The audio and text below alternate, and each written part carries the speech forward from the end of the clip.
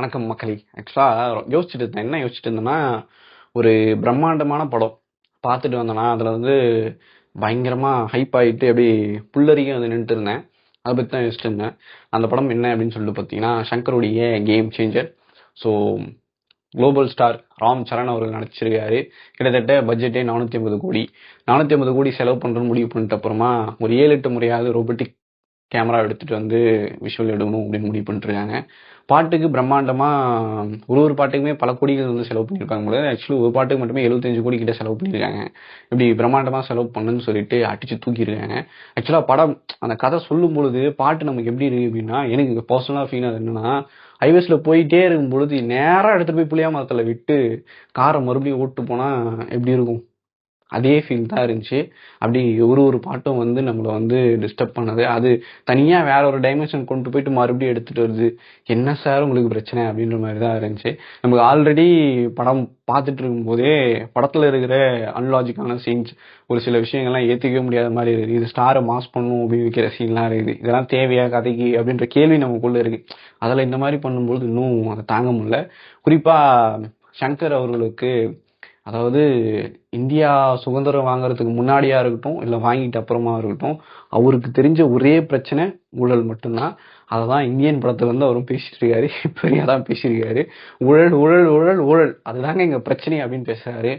இங்க மத கலவரம்லாம் நடக்குது, அதெல்லாம் சாரிக்கு தெரியாது.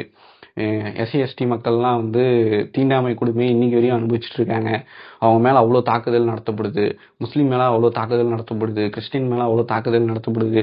ஸோ இப்படி பல விஷயங்கள் வந்து நடந்துகிட்டே இருக்கு. அது எதுவுமே சாருக்கு வந்து தெரியவே தெரியாது. அவருக்கு தெரிஞ்சதெல்லாம் ஊழல் மட்டும்தான் பிரச்சனை. ஸோ அதை தான் பேசியிருக்காரு படத்துலையுமே. அதே மாதிரி எப்பயும் போல அரசியல்வாதினா இப்படிதான் இருப்பான் அப்படின்ற மாதிரி ஒரு டெம்ப்ளேட் அதை எஸ்.ஜே. சூர்யா அவர்கள் பர்ஃபார்மன்ஸ்ல பயங்கரமா பண்ணியிருக்காரு. ஸோ இங்கே இந்த சிஸ்டம் வந்து ஒரு பக்கம் அரசியல்வாதிகள், இன்னொரு பக்கம் அந்த அரசியல்வாதிகள் என்ன கொண்டு வந்தாலும் அதை அதை ஒழுங்கா மக்கள்கிட்ட எடுத்துட்டு போய் சேர்க்கிறது அதிகாரிகள். அதுக்கப்புறமா இவங்க 2 பேரும் வேலை சரியா செய்யலை அப்படின்னா அதை கேள்வி கேட்குற நீதித்துறை. இது 3 பேருக்குமே ஒரு கனெக்ட் இருக்கும். அந்த கனெக்ட்ல தான், அந்த செயின்ல தான் எல்லா ப்ராசஸுமே இங்கே வந்து நடந்துட்டு இருக்கும். அப்படி பார்த்தோம்னா இங்கே எல்லா விஷயமுமே என்ன நடக்குது அப்படின்னு நம்மளால கனெக்ட் பண்ணிக்க முடியும். இந்த விஷயத்துல அதாவது இங்க அதிகாரி மட்டும் ஒழுங்கா இருந்தா போதும், இங்க எல்லாமே நடந்துடும். எல்லா தப்பும் பண்றதே வந்து பாத்தீங்கன்னா அரசியல்வாதி தான் அப்படின்ற ஒரு பார்வையில வந்து வந்திருக்காரு.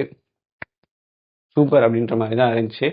ஓகே, அது அவருடைய பார்வை. அதுல வந்து நமக்கு வந்து அப்படியே பிரம்மாண்டமா வந்து காமிச்சிருக்காரு. நம்ம எதுவும் சொல்ல முடியாது. ஏன்னா அதெல்லாம் பார்க்கும்போது அவ்வளவு கடுப்பா இருந்துச்சு. அவர் சொல்றாரு ஓகே அப்படின்ற மாதிரி தான் நம்மளும் எடுத்துட்டு அப்படியே வந்த மாதிரி இருந்துச்சு. இதுல என்ன கொடுமை அப்படின்னு சொல்லிட்டு பார்த்தீங்கன்னா, ஒரு எலெக்ஷன் நடக்குது அப்படின்னா, ஆக்சுவலா ஒரு எலெக்ஷன்னாலே ஒரு அந்த ஸ்டேட்லயே வந்து பயங்கரமா பரபரப்பாயிடும். எலெக்ஷன் டேட் சொல்லிட்டாங்கன்னா இன்னும் இதுவாயிடும். அங்க இருக்கக்கூடிய அதிகாரிகள் அப்படின்னா, அது ஐஏஎஸ் ஆஃபீஸர்ல இருந்து இங்க இருக்கக்கூடிய சாதாரண கான்ஸ்டபிள் வரையுமே பயங்கர ஒரு பரபரப்போட தான் இருப்பாங்க. செக் போஸ்ட் போட்டு இது பண்ணும், எல்லா கண்காணிப்பும் வந்து இருக்கும். குறிப்பா வந்து எலெக்ஷன் டைம்ல துணை ராணுவ படை அப்படின்ட்டு வந்துருவாங்க. அவங்களும் சேர்ந்து தான் எலெக்ஷன் வந்து கண்டக்ட் பண்ணுவாங்க. அவங்களும் எல்லா இதுவுமே இருக்கும். அப்படிலாம் இருக்கும்போது கிளைமேக்ஸ்ல வந்து அவர் வச்சிருக்க அந்த ஃபைட் சீன்ஸ், ஒரே மனுஷனா, அதாவது ராம் சரண் மட்டுமே எல்லாரையும் அப்படியே இது பண்றாரு. எஸ்.ஜே. சூர்யாவோட சண்டை போடுறாரு. எல்லாம் இதுவா இருந்துச்சு. முடியல அப்படின்ற மாதிரிதான் இருந்துச்சு. அப்ப இந்த சிஸ்டம்லாம் என்ன பண்ணுது? நீங்க நீங்க சொல்ற மாதிரியே பார்த்தா அதிகாரி ராம்சரண் மட்டுமா, அந்த ஐஏஎஸ் ஆஃபீஸர் மட்டும் தானே, அவரு கீழே எத்தனை பேர் இருப்பாங்க, அவங்களாம் என்ன பண்ணிட்டு இருப்பாங்க அப்படின்ற மாதிரி இருந்துச்சு. திரும்ப திரும்ப வந்து ஒரு படம், அதுவும் அது பிரம்மாண்டமா பண்ணணும்னு சொல்லிட்டு ஒரு 450 கோடி நீங்க செலவு பண்ணுங்க, அது உங்களுக்கு இருக்கிற அந்த கிரியேட்டிவ் ஃபீல்டுக்கான ஒரு சுதந்திரம், நீங்க அதை தரமா எடுப்பீங்க அப்படின்னு சொல்லிட்டு நம்பி ப்ரொடியூசர் வந்து காசு போடுறாரு. பட் பாக்குற நாங்களுமே நீங்க எடுக்கிறது எல்லாமும் இது எப்படி ஏத்துக்க முடியும் அப்படின்ற மாதிரி இருக்கு இல்லையா?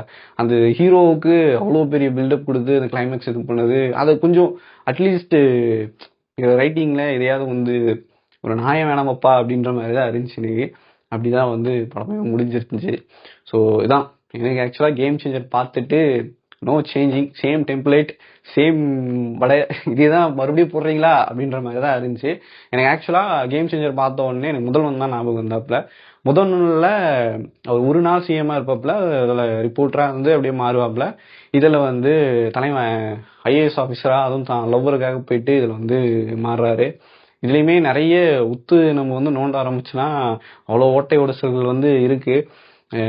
யாரை வச்சு இப்படி மையப்படுத்தி இவருக்கு இந்த மாதிரினா கற்பனை வருது அப்படின்னு சொல்லிட்டு தெரியல. சங்கர் சார் வந்து அவருக்கு ஒரு இடம் இருக்கு இல்லையா, அதில் வந்து எப்பயுமே இறங்க மாட்டார். அந்த நூல் அளவில் அவருக்கு வந்து ஒரு இடம் இருக்கு. இங்கே ஊழல் பண்றவங்க எல்லாம் அவங்க தான் பிரச்சனை, அவாளா இருந்தால் ஒரு பிரச்சனையே கிடையாது. ஊழல்னாலே அவங்க தான் பண்ணுவாங்க, அவாளெல்லாம் பண்ணவே மாட்டாங்க அப்படின்ற மாதிரி நம்ம கிட்ட ஒரு கம்பு சுத்திட்டு இருப்பாரு. இப்பயும் அப்பப்போ படத்துல அதை சுத்துறாரு.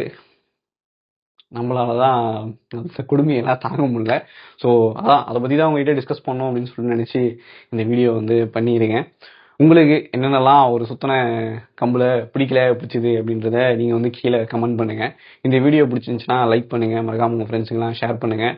அண்ட் தென் நம்ம பிடிக்க சேனலை சப்ஸ்கிரைப் பண்ணுங்கள். உங்கள்கிட்ட இந்த வீடியோ நன்றி, டாடா பாய்.